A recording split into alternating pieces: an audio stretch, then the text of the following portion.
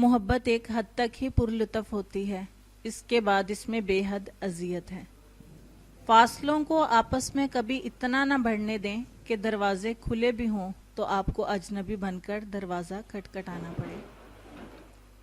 چاہا جانا بھی ایک کرب ہے، اگر آپ کے چاہنے والے بے شمار ہوں اور ہاتھ تھامنے والا ایک بھی نہ ہو تو یقین جانیں یہ بہت بڑا کرب ہے۔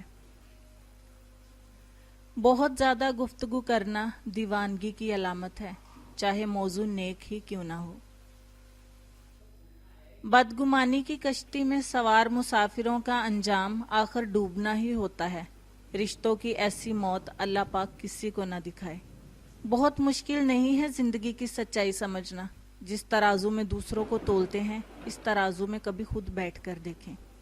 حسار آنکھوں کا ہو، یادوں کا ہو، باہوں کا ہو، محبت کا ہو یا احساس کا ہو، یا پھر دل سے نکلی ہوئی دعا کا ہو، خوش قسمت ہیں وہ جو ایسے کسی بھی حصار میں ہوں۔ کسی کا دل رکھنا اپنی جگہ، لیکن سچ پوچھیں تو اعتبار دوسری باری کا ہرگز حقدار نہیں ہوتا۔ جب نفرت اور محبت ایک ہی انسان سے ہو جائے تو اس کو بھول جانا ناممکن ہو جاتا ہے۔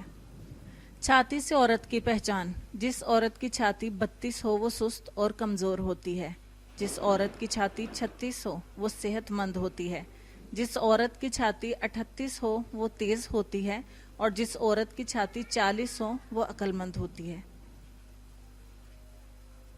جدید انسان کی سب سے خطرناک ایجاد عارضی تعلقات ہیں۔